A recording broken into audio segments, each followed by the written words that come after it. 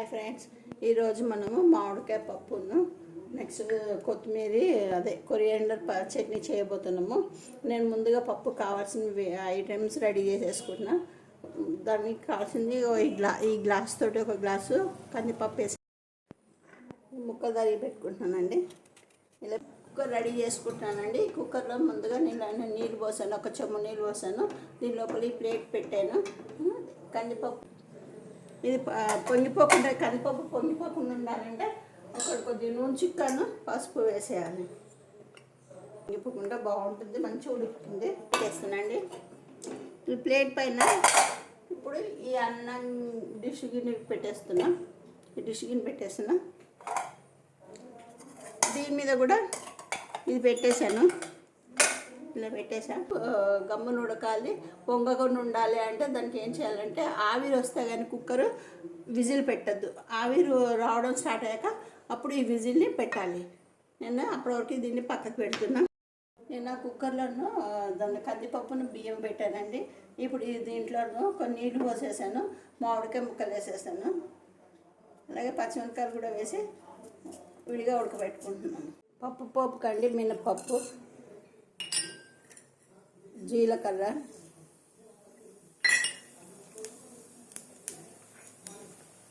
ఆవాలు,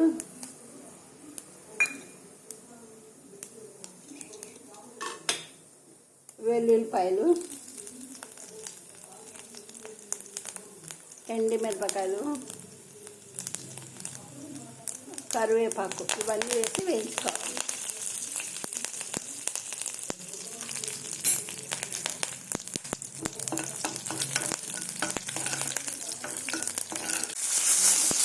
పోపు వేగిపోయింది. ఇందులో ఈ మామిడికాయ ముక్కలు వేసేసేయాలి.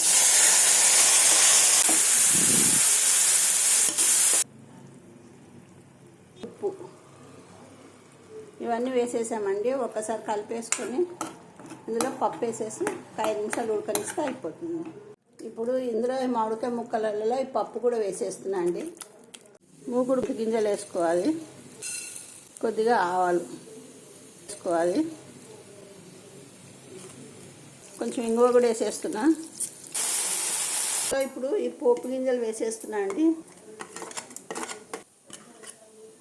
ఈ కొత్తిమీర,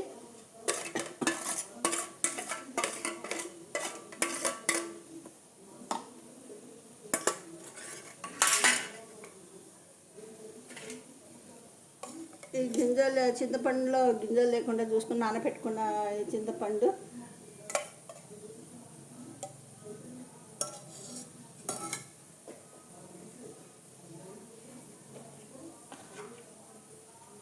కొద్దిగా పసుపు,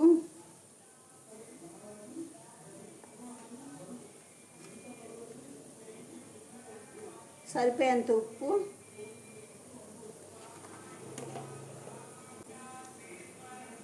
ఒక సగం చెంచా షుగర్ అండి.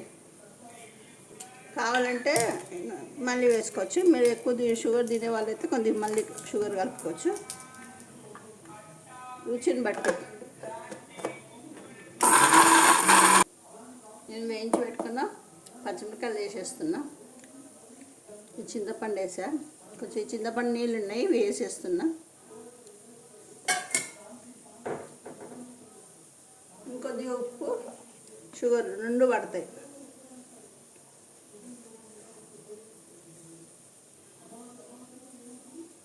కొద్దిగా ఉప్పు వేసాను.